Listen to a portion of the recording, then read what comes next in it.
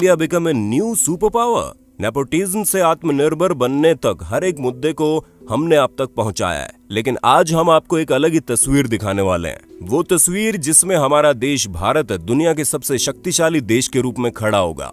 हमें पता है इस तस्वीर को बनाना बड़ा मुश्किल है, लेकिन नामुमकिन तो नहीं है ना।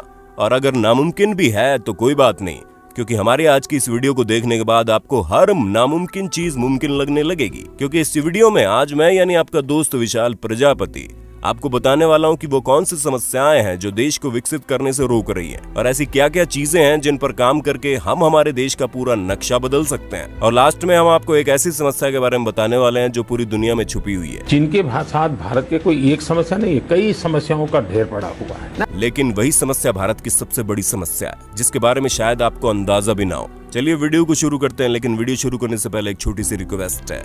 वीडियो के नीचे रेड कलर का सब्सक्राइब बटन दिख रहा होगा, उस पर क्लिक करके सब्सक्राइब कर लें, और साइड में बेल आइकॉन भी दिख रहा होगा, उस पर भी क्लिक कर लें ताकि आपको वीडियो मिले सबसे पहले।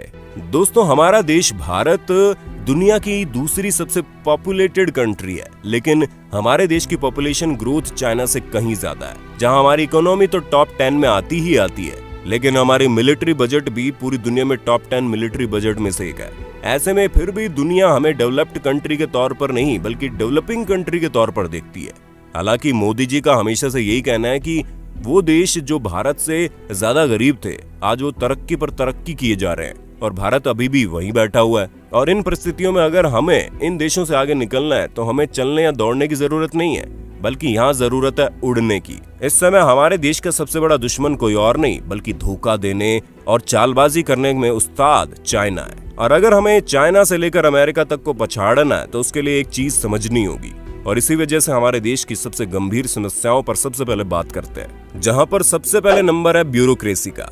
हाँ, हमें पता है ये शब्द बड़ा अटपटा लग रहा होगा, लेकिन इसका सिर्फ और सिर्फ यही मतलब है कि हमारे देश में किसी भी काम को करने की बहुत ही जटिल व्यवस्था मौजूद है। उदाहरण के तौर पर हम आपको बता दें, अगर किसी को अपना पासपोर्ट बनवाना है तो उसे सैकड़ों बार पासपोर्ट ऑफिस के चक्कर लगाने पड़ते हैं। और सिर्फ पासपोर्ट ही क्यों, अगर आपको अपना ड्राइविंग लाइसेंस भी बनवाना है तो उसके लिए भी आपको कई बार आरटीओ ऑफिस के चक्कर लगाने पड़ते हैं। ऐसे में आप खुद ही सोचिए, इस तरह की व्यवस्था में भला इंसान खुद का बिजनेस करने के बारे में भला कैसे सोच सकता है। और इसी वजह से ये हमारे देश के अधिकतर लोग सरकारी नौकरी पर निर्भर हैं, क्योंकि उन्हें पता है कि अगर कुछ हम नया करने चलेंगे तो यहाँ की सरकार 1000 तरह की फॉर्मेलिटी निभाने में 6 महीने लगा देती है, और इतने में इंसान क्या से क्या कर जाता है। अब इस पर आप माने या ना माने, लेकिन जिस देश में इंसान सेल्फ डिपेंडेंट होकर कुछ नया करने के बारे में नहीं सोचेगा, तब तक देश के हालात ऐसे ही बने रहेंगे। यानी कि इस वक्त जरूरत है ज्यादा से ज्यादा लोगों को व्यापार के क्षेत्र में आगे बढ़ने की, न कि सरकारी नौकरियों की, जहाँ 1000 वैकेंसी के लिए 5 लाख लोगों को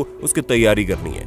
फिर चाहे नौकरी राष्ट्रीय लेवल के अधिकारी की ही क्यों ना हो, या फिर एक छोटे से सरकारी स्कूल के चपरासी की। बाकी इस विषय में हमारे देश के हालात आप बहुत अच्छे से जानते हो। अब अगर हम हमारे देश की दूसरी समस्या की बात करें तो दोस्तों वो है यहाँ लगने वाली भारी भरकम नियमों की।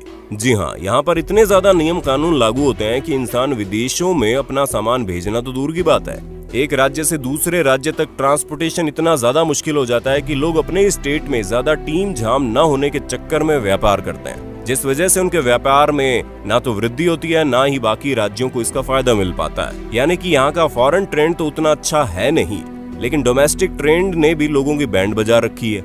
और इसी वजह से हमारे देश की कई सारी चीजें एक राज्य में तो पूरी तरह से पर्याप्त होती हैं, लेकिन दूसरे राज्यों तक उन्हें पहुंचाने में काफी समय लग जाता है, जिसकी वजह से वो खराब हो जाती है। और अगर हम इसे आसान भाषा में बताएं तो ये ठीक उसी तरह है जिस तरह शादियों में खाने बचकर बर्बाद हो जाते हैं, लेकिन उन लोगों तक नहीं पहुंच पाते जिनको इनकी जरूरत है। और हमारे देश का ट्रेडिंग सिस्टम भी कुछ इसी तरह का है। दोस्तों, हमें नहीं लगता कि अब आपको तीसरी समस्या बताई जाए, क्योंकि हर कोई जानता है कि हमारे देश में करप्शन कूट कूट कर भरा पड़ा है, जहाँ ऊपर से लेकर नीचे तक हर इंसान को घूस लेने की आदत पड़ गई है। ऐसे में लोगों की भलाई के लिए जितने भी पैसे सरकार देती है, उसे घूसखोर नेताओं से लेकर अधिकारियों तक हर कोई अपना अपना हिस्सा समझकर अपनी जेब में भरता रहता है, और कोई भी देश के विकास के बारे में नहीं सोचता।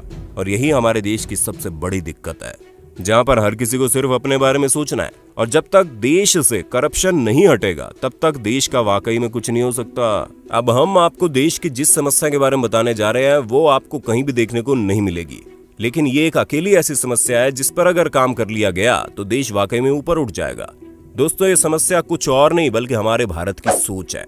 जहां हम सालों से चले आ रहे हैं, हमारे रीति रिवाजों को गलत तरीके से लेकर लोगों को गलत चीजें बताने में लगे हुए हैं। फिर चाहे वो महिलाओं के अधिकार हो या फिर समाज को वो चार लोग जो किसी को भी अपने मन की करने से रोकते हैं। जी हमें पता है आपको बातें थोड़ी कंफ्यूजिंग लग रही होगी, लेकिन यहाँ पर सबसे पहले हम इस बात से पर्दा उठाना चाहते हैं कि हमारे देश में जेंडर इक्वलिटी के नाम पर लोग अभी भी महिलाओं को पुरुषों से कम ही समझते हैं। और ये सिर्फ पुरुषों का हाल नहीं है, बल्कि इस चीज में महिलाएं भी बराबर की भागीदारी रखती है, जहां वो खुद अपने आप को कभी ऊपर नहीं उठाना चाहती।